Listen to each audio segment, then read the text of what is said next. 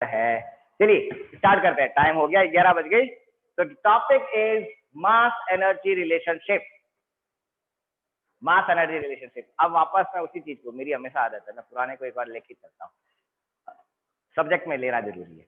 हमने जब हम रेफरेंस फ्रेम की बात की, रेफरेंस फ्रेम के बाद में हमने क्या बात की, सबसे पहले हमने रेफरेंस फ्रेम की बात की थी। रेफरेंस फ्रेम के बाद में हमने बात क्या कही कि रिलेटिविस्टिक वेलोसिटी के ऊपर हमारा स्पेस चेंज हो जाता है, रिलेटिविस्टिक वेलोसिटी के ऊपर हमारा टाइम चेंज हो जाता है।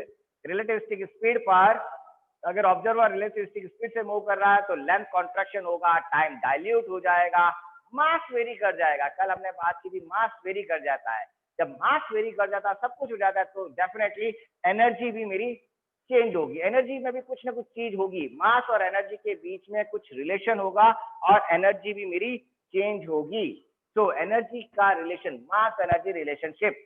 और चलिए मास एनर्जी कितना ही बोलते हैं। तो मैं क्या कर रहा हूं, सबसे पहले मैंने लिया एक पार्टिकल लिया जिसका मास m है।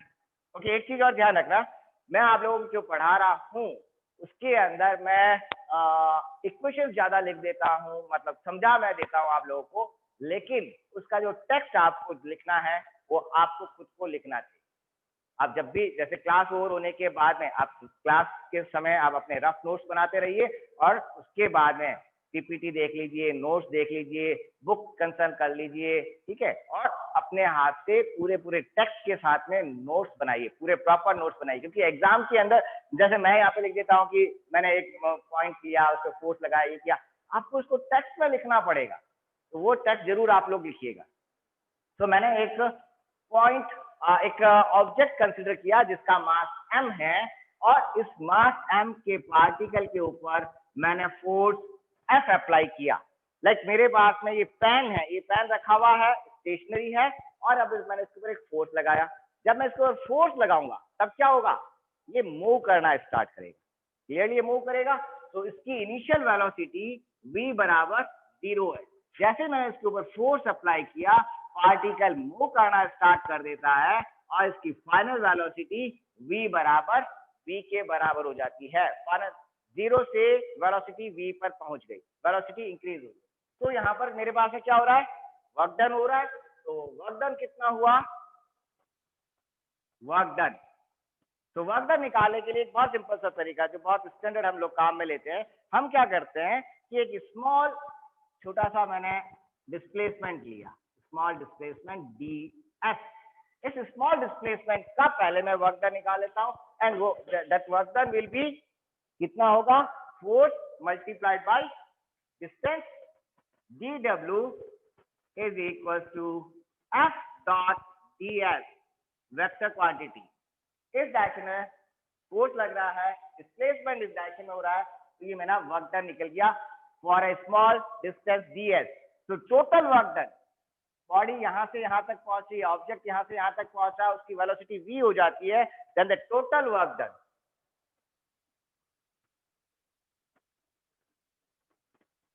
वो कितना हो जाएगा, w is equal to integration of dw। Clear. So that is integration of f dot ds। ये मेरा वर्क डन है। अब जो f है, f क्या चीज होती है, आपका जो फोर्स जो है, फोर्स की इक्वेशन क्या होती है, अगर मैं इसको मोमेंटम के टर्म्स में लिखूं तो फोर्स की equation dp by dt, rate of change of momentum is force. तो ये वैल्यू मैं यहां पुटअप कर देता हूं, फोर्स की वैल्यू मैं यहां रख लेता हूं। तो मेरा जो वर्क डन है सिंस दिस, तो मेरे work done, total work done w is equal to integration dp by dt dot ds। p is a momentum quantity, तो इसको मैंने मोमेंटम के टर्म्स में लिख दिया। नाउ नेक्स्ट, इस चीज को मैं थोड़ा सा ये भी तो लिख सकता हूं, w is equal to integration dp dot ds divide by dt। जो dt इसके नीचे था, मैंने dt को ds के नीचे लिख दिया। Now what is this, ds by dt, ds क्या है, displacement per unit time, change rate of change of displacement with respect to time, it becomes velocity. ये कंपोनेंट जो है वो मेरा क्या हो गया, velocity component. So I can write this, I can write W is equal to integration, ये हो गया वेलोसिटी कंपोनेंट, तो वेलोसिटी को आगे लिख लेता हूं डॉट dp। यहाँ पे हम डॉट प्रोडक्ट कर रहे हैं तो a डॉट b लिखो या b डॉट a लिखो, कोई फर्क नहीं पड़ता है, तो मैंने उसको वेलोसिटी को आगे लिखा। ठीक है, तो अब मेरे पास में वर्क डन ये हुआ। इस वर्क डन के अंदर p की भी मैं वैल्यू रख देता हूँ। p क्या है, मोमेंटम, तो मोमेंटम की वैल्यू क्या होगी, integration v momentum is d, p की जगह हो गया mv मोमेंटम। अब देखो पूरी इक्वेशन में यहाँ पे मेरे पास में वेलोसिटी आ गई, यहाँ पे भी वेलोसिटी आ गई, दैट मींस ये इंटीग्रेशन किस पे हो रहा है, वेलोसिटी पे इंटीग्रेशन हो रहा है। वेलोसिटी की लिमिट क्या है, वेलोसिटी कहाँ से कहाँ चेंज हो रही है, velocity initial velocity 0, final velocity v, तो बेसिकली इसकी लिमिट क्या हो जाएगी 0 to v। Okay, now this is a work done. अब वर्क डन से मतलब क्या होता है, वर्क डन तो आप 11th क्लास से पढ़ रहे हो, कम से कम 10-12 साल हो गए ना वर्क डन पढ़ रहे हो। What is work done, work done means जो मेरे पास है पार्टिकल रुका हुआ था, जब मैंने उसके ऊपर जो फोर्स लगाया, फोर्स लगाने से पार्टिकल मूव कर रहा है, और जो वर्क डन है that is converted into energy, it is energy. Work done is basically energy. कौन सी एनर्जी है यहाँ पे, जब पार्टिकल मूव कर रहा है that is a kinetic energy, ये पार्टिकल की काइनेटिक एनर्जी के बराबर है। And I can write it, इसको मैं वर्क डन लिख सकता हूँ, इसको मैं एनर्जी लिख सकता हूँ, काइनेटिक एनर्जी के बराबर है ये वर्क डन, और k which is equals to kinetic energy और E is the work done, और kinetic energy is the kinetic energy। अब इसकी वैल्यू कितनी है कैलकुलेट कर लेते हैं। तो कैलकुलेट करने के लिए हमारा m क्या है, मास कांस्टेंट, मास को मैंने बाहर निकाल लिया, मास को बाहर निकाल लिया तो एनर्जी E हो गया मेरे पास में m integration 0 to v v dv। m मेरा बाहर निकल गया, v अब मैंने यहाँ पे वो क्या कहते हैं वेक्टर साइन हटा दिए हैं, तो मैं इसको यहाँ पर लिख सकता हूँ v dv। yes, then what is this, m integration of v dv is क्या हो जाएगा v square by 2, limit 0 to v, upper limit लगा लेते हैं माइनस लोअर लिमिट लगा देते हैं, लोअर लिमिट 0 है तो वैल्यू 0, तो अपर लिमिट की वैल्यू आ जाएगी, क्या हो गया E is equal to half M V square. And what is this, kinetic energy, और ये होता है काइनेटिक एनर्जी का फॉर्मूला यही है, दैट इज वर्क डन जो है वो हमारी काइनेटिक एनर्जी है half M V square, it's a standard formula. ठीक है, लेकिन इस पूरे के अंदर हमने एक गलती करी, सब कुछ अच्छा किया, पहले इसको लिखो तो सही, फिर मैं बताऊंगा गलत है, तभी तो मजा आएगा कि आप लिखने के बाद उसको वापस साफ करोगे। It's a kinetic energy of a particle moving with the velocity, it is kinetic energy of particle moving with velocity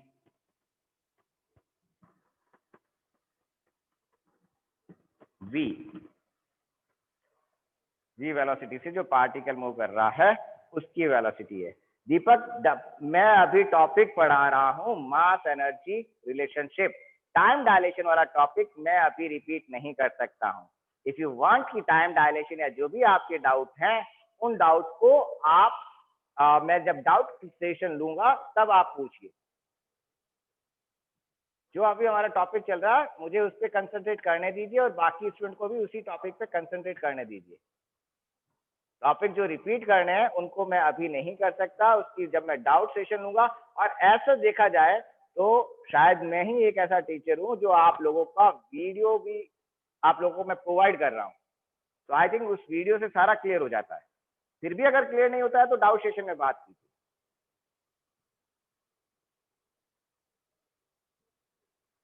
लिख लो, हाँ डन हो तो रहा है। दीपक का डन हो गया, नहीं हुआ क्या? प्रदीप का डन हुआ, प्रदीपेंद्र का, आदित्य डन हो गया, सचिन डन, लिख लो। ओके, सोना डन, जैकी डन, महक डन। आप अपने कई लोगों ने ब्रांचेस नहीं लिखी अभी भी, प्लीज अपनी ब्रांचेस को मेंशन कर दिया करो भैया, नहीं तो आपकी अटेंडेंस में मुझे भी दिक्कत आती है। रोबिन्स लिख लो आराम से, कोई दिक्कत नहीं है।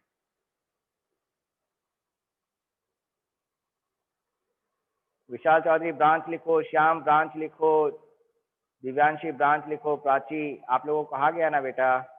विशाल, अक्षय ने ठीक किया, गुड। अब बीटेक लिखने की ऐसा जरूरत नहीं है क्योंकि पूरा ग्रुप ही बीटेक का है, लेकिन हाँ कम से कम ब्रांच लिखने से ये होता है ना कि आइडेंटिफाई हो जाता है कि कौन सी ब्रांच है, क्योंकि बच्चे इतने ज्यादा है कंफ्यूजन हो जाता है, और कई नाम तो सेम भी है कई बच्चों के तो। हाँ ओके, रब कर दूं? डन सर, ठीक है। सो नाउ हमने यहाँ पे एक बड़ी सारी मिस्टेक कर दी। क्या मिस्टेक कर दी? ये आंसर सही है, ये आंसर गलत नहीं है, but this is valid only when mass is constant. जब मैं मास को यहाँ पे मैं बाहर लिख रहा हूं तब ये वैलिड है। एंड मास को मैं कब कांस्टेंट ले सकता हूं? When it is non relativistic case. Mass constant होता है एट नॉन रिलेटिविस्टिक केस। तो ये जो मैंने लिखा है इसके ऊपर यहां मुझे लिखना चाहिए था फॉर नॉन रिलेटिविस्टिक केस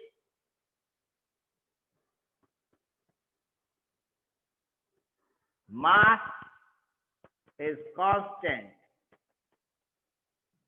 तब मेरा ये m जो मास है मैं बाहर लिख सकता हूं, अदरवाइज मैं मास को बाहर डिफरेंशिएशन से बाहर नहीं निकाल सकता हूं। मास कब कांस्टेंट होगा? जब नॉन रिलेटिविस्टिक केस है। ये एनर्जी का फॉर्मूला सही है, काइनेटिक एनर्जी का यही फॉर्मूला होता है, लेकिन कब होता है? When mass is constant. Mass कब कांस्टेंट है? जब नॉन रिलेटिविस्टिक केस है। तो ये है when v is less than c, उस केस के अंदर ये फॉर्मूला वैलिड है, अदरवाइज वैलिड नहीं है। अभिनव यहाँ पे ब्रांच नहीं लिखनी है आपको, अपने जो नाम के साथ में ब्रांच, मतलब क्या कहते हैं, वाइस पे जो आपका नाम लिखा हुआ है उसके साथ में आपको ब्रांच लिखनी है। तो it is a non relativistic case. Now अब मेरा जो काम है रिलेटिविस्टिक का काम है, बेसिकली हम सारा रिलेटिविस्टिक की बात करें तो मैं m को क्या है कांस्टेंट नहीं ले सकता। जब मैं m को कांस्टेंट नहीं ले सकता हूं तो मैं at non relativistic speed m is not constant, mass is not constant at non relativistic speed, mass cannot be taken as constant। constant कहो या invariant और invariant, चेंज नहीं हो रहा है, मास चेंज होता है, मास चेंजेस विद वेलोसिटी। और वो वेलोसिटी के साथ चेंज कैसा होता है? m is equal to m nought divide by root 1 minus v square by c square, जो कल आप लोगों ने किया था। जब अब मेरा मास कांस्टेंट नहीं है, mass is a function of, I can write it simply, mass क्या है? Mass is a function of velocity. Velocity का फंक्शन है। जब वेलोसिटी का फंक्शन है तो मैं इस मास को कांस्टेंट नहीं ले सकता हूं, और जब मैं मास को कांस्टेंट नहीं ले सकता हूं तो ये सारा गलत हो गया। जब मेरा मास कांस्टेंट नहीं है तो मैं इसको एज ए कांस्टेंट मैं इसको बाहर नहीं लिख सकता हूं। देयरफॉर जब मैं मास को बाहर नहीं लिख सकता हूं तो E is equal to integration 0 to v dmv। mass cannot be taken outside of the integration differentiation। इस differentiation से मैं बाहर नहीं निकाल सकता हूँ। क्यों? क्योंकि mass किस पे डिपेंड कर रहा है? वेलोसिटी डिपेंडेंट है, तो मैं इसको बाहर नहीं लिख सकता। जब मैं इसको बाहर नहीं लिख सकता हूँ तो मुझे पूरे को डिफरेंशिएट करना है। नाउ फॉर इंटीग्रेट करना है, तो जब मुझे इसको इंटीग्रेट करना है तो यहाँ पर I will use integration by part, since since mass is not constant, m cannot be taken outside of the differentiation. Mass cannot be taken outside of the differentiation. Hence, thus using, therefore we use. अब यहां पर मुझे जब इसको differentiate करना है, इसको integrate करना है, thus we use, आपने एक पढ़ रखा होगा integration by part, thus we use integration by part. Integration by parts method. और इंटीग्रेशन बाय पार्ट मेथड क्या कहता है? इंटीग्रेशन बाय पार्ट, उसमें दो part, first and second. It gives integration of first multiplied by second, integration of first multiplied by second, minus integration of first multiplied by differentiation of second का integration. तो इसी चीज को मैं यहां पर काम में ले लेता हूं. Then I can write E is equal to इंटीग्रेशन ऑफ फर्स्ट. मैं यहाँ पे लिखता हूं पहले. तो ये मैं पार्ट फर्स्ट कंसीडर कर रहा हूं और इसको मैं v को मैं पार्ट सेकंड ले लेता हूं.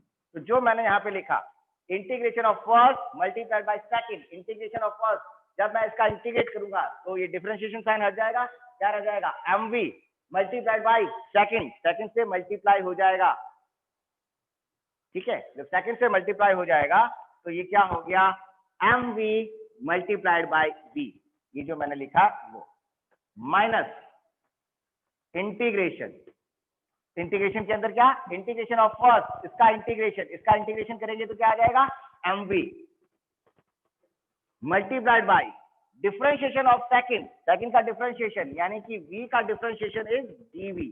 ये मेरे पास में वैल्यू. इंटीग्रेशन की लिमिट 0 to v, इंटीग्रेशन की लिमिट. तो अब मुझे इसको इंटीग्रेट करना है. आगे लिख लूं थोड़ा सा और, या चलो आप लोग लिख लो, बाद में मैं लिखता हूं. यस पटेल सर, मतलब ये ओनली नॉन रिलेटिविस्टिक केस में ही अप्लाई कर सकते हैं क्या? क्या नॉन रिलेटिविस्टिक केस के अंदर m को मैं कांस्टेंट नहीं ले सकता हूं? तब ये काम हो रहा है. ये सारा नॉन रिलेटिविस्टिक केस में काम है. अंश बड़ा फास्ट लिखते हो यार, 2 मिनट सांस तो खाने दिया करो. जैकी ने भी लिख लिया, महक ने भी लिख लिया, लिख लो. अच्छा, आप लोगों से मैं वापस रिक्वेस्ट कर लेता हूँ कि प्लीज जब मेरी क्लास चल रही है, आप लोगों को वैसे मालूम नहीं रहता होगा कब कब मेरी क्लास चलती है. तो मेरी क्लास सुबह 9 बजे से 12 बजे तक चलती है और दोपहर में 2 से 3 चलती है. तो उस ड्यूरेशन में प्लीज कॉल मत किया करो, ठीक है? अदरवाइज कॉल करते हो तो मेरा जैसा भी पहले आप लोगों का किसी का कॉल आ गया तो एमएससी, सोचो एमएससी की क्लास हो, आपसे तो बहुत हायर क्लास है, उसका अगर वीडियो रिकॉर्ड नहीं हो रहा है तो सब गलत हो गया ना. बच्चों को दिक्कत हो जाती है फिर. हाँ लिख लिया, गुड. स्क्रीनशॉट ले रहे हैं? अरे स्क्रीनशॉट मत लो बेटा, जैकी लिखो. जब मैं लिख सकता हूँ, मैं यहाँ पे खड़ा होकर लिख रहा हूँ, आप तो बैठ के लिख रहे हो. लिखा करो. ओके नेक्स्ट लिख लिया है तो नेक्स्ट टाइम जैकी लिखना, ये बिना लिखे काम नहीं चलता है. सो अब मैं क्या करूंगा, मुझे ये इंटीग्रेट करना है. ये तो हो रखा है, इसमें तो मुझे कुछ नहीं करना है. ये क्या हो जाएगा? mv square integration of mv dv. Again m is not constant. m क्या है? ये रहा m naught upon root 1 minus c square by c square. क्योंकि m is a function of v, so ये वैल्यू मैं यहां पर मुझे पुट करनी पड़ेगी. Where is what is m not? m naught is a rest mass. m not constant है but m is not constant. So m को मुझे बाहर ले, मैं इसको पहले वहां लिखता हूं. एंड आई कैन राइट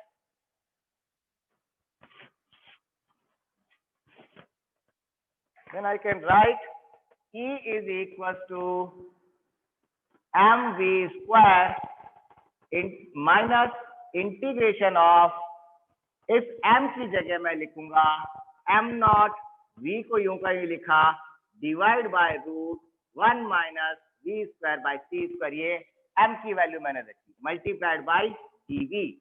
अब m नॉट मेरा कांस्टेंट है, m नॉट को मैं बाहर लिख लूं, that is mv square minus m not. m nought क्यों कांस्टेंट है, m नॉट क्यों नहीं वेरी कर रहा है, it is a rest mass. जब मैं कह रहा हूं रेस्ट मास है, that is there is no velocity, that why it is a constant. m not constant बाहर लिख लिया, integration v divide by root 1 minus v square by c square dv। Now I give you chance कि अब आप लोग इस integration को solve कर लीजिए। क्या करना है, solve integration 0 to v divide by root 1 minus v square by c square dv। इस इंटीग्रेशन को सॉल्व कर लीजिए, फिर हम आगे कंटिन्यू करें।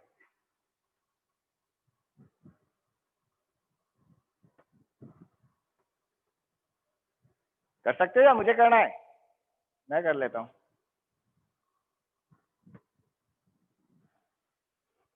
हाँ,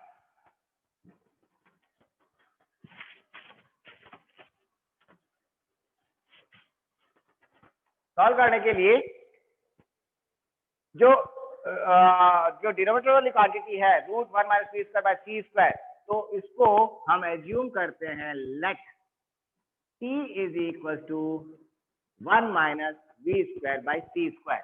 consider 1 minus V square by C square equal to t, then I can write it dt is equal to minus 2 v divide by C square dv, then v dv will be minus c square by 2 dt। so मेरा ये जो formula है इसमें v dt की जगह ये value रख लेता हूं, तो ये जो इंटीग्रेशन है, integration 0 to v dv divide by root 1 minus v square by c square will become minus c square by 2, it will become minus v square by minus c square by 2 integration dt divided by root t, and now integration of 1 by root t is कितना होता है आप लोग बताओ, c square by 2 and it will be 2 root t। ये हुआ ना 2 root T हुआ, 2 से 2 तो कैंसिल हो जाएगा, तो ये हुआ मेरे पास में minus C square and what is T, T की वैल्यू मैं वापस रख लेता हूं, रूट टी है तो टी की वैल्यू मैं रख लेता हूं, तो root 1 minus V square by C square. Limit मैंने टी में कन्वर्ट नहीं की थी, तो वापस अब मुझे यहाँ पे लिमिट लगानी पड़ेगी। लिमिट क्या है, 0 टू वी, इसके ऊपर मैंने लिमिट लगा ली 0 टू वी। तो अब पहले अपर लिमिट लगाई, v के केस में एज इट इज रहा, माइनस लोअर लिमिट लगाई, v की जगह 0, v की जगह 0 होगा तो क्या हो जाएगा रूट 1, और माइनस यहाँ पे है, माइनस माइनस क्या हो गया प्लस, तो मैं इसको उल्टा लिख लेता हूँ, ये बाहर वाला माइनस भी हट जाएगा जिससे, तो मेरे पास में ये हो गया C square minus C square root 1 minus V square by C square. ये इस इंटीग्रेशन की वैल्यू आ गई, C square minus C square root 1 minus V square by C square. कर लिया, दैट्स गुड रूबेन, मैंने भी कर लिया लिख लीजिए, कोई डाउट हो यहां तक पूछ लीजिए। ये मेरे पास में इंटीग्रेशन की वैल्यू आ गई। अब इस इंटीग्रेशन की वैल्यू ये यहाँ पर जो है, इस वैल्यू को मैं इस वैल्यू से रिप्लेस कर दूंगा, लिख लीजिए, फिर मैं करता हूं आगे। ओह माय गॉड श्रेया जी, क्या खा के आ रहे हो, इतना फटाफट लिख लेते हो। लास्ट लाइन क्या किया, अपर लिमिट रखो, अपर लिमिट रखेंगे तो ये एज इट इज रह गया क्योंकि वी से भी में कोई चेंज हुआ नहीं। लोअर लिमिट रखेंगे तो माइनस की क्वांटिटी आ गई, फिर माइनस की स्क्वायर को जब मैं मल्टीप्लाई कर रहा हूं अंदर, तो -1 जो है उसको मैंने आगे ले लिया, माइनस माइनस क्या हो गया प्लस हो गया, तो सी स्क्वायर आ गया और ये क्वांटिटी नेगेटिव। बहुत फास्ट लिखते हो आप, 2 मिनट भी सोचने नहीं देते हो।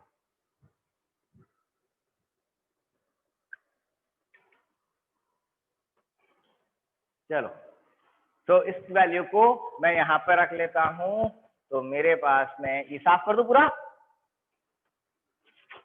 देन आई विल हैव, नीचे वाली लाइन तो मुझे चाहिए, ये वैल्यू मुझे यहाँ रखनी है, इसको भी हटा दूं मैं, इसको भी हटा दूं। तो एनर्जी का जो फॉर्मूला हुआ मेरे पास में, ये एनर्जी का फॉर्मूला हो गया E बराबर mv² माइनस m0 ब्रैकेट में ये जो क्वांटिटी आई वो that is c² minus c² root 1 minus v² by c²। ये मेरे पास में वैल्यू आ गई। अब इस वैल्यू को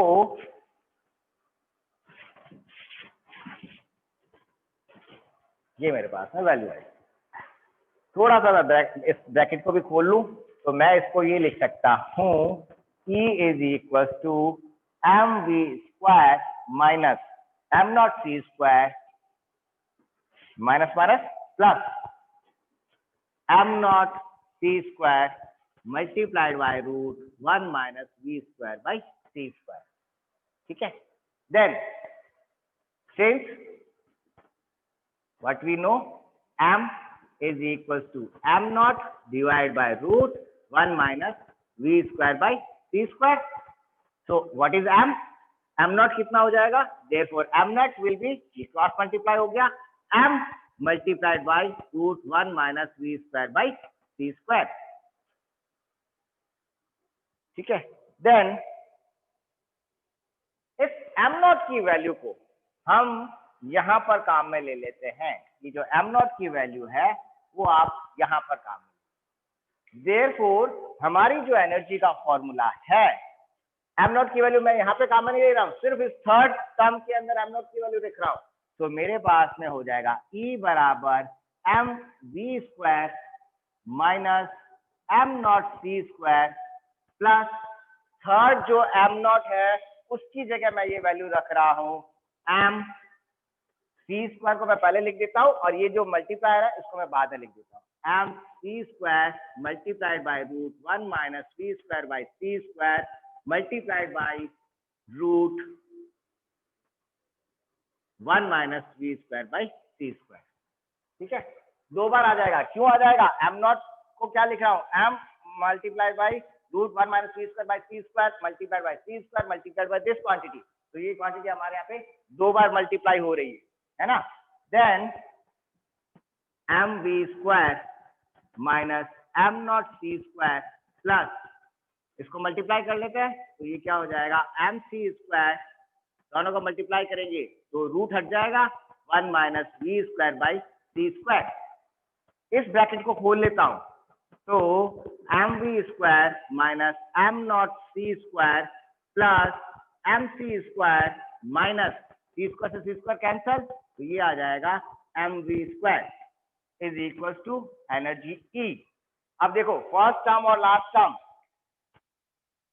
mv² माइनस mv² कैंसिल हो गई, और इस टर्म को मैं पीछे लिख दूं, इस टर्म को आगे लिख दूं, ये प्लस की टर्म है तो I can write it E is equal to mc² minus m0 c² and this is the energy relationship, mass energy relationship. And what is this? अरे एक सेकंड स्टूडेंट रुकना, सर डरा देते हो आप, थोड़ा बस मेरा सांस चढ़ गया था, मैं अकेला बोल रहा हूँ और कोई नहीं दिख रहा।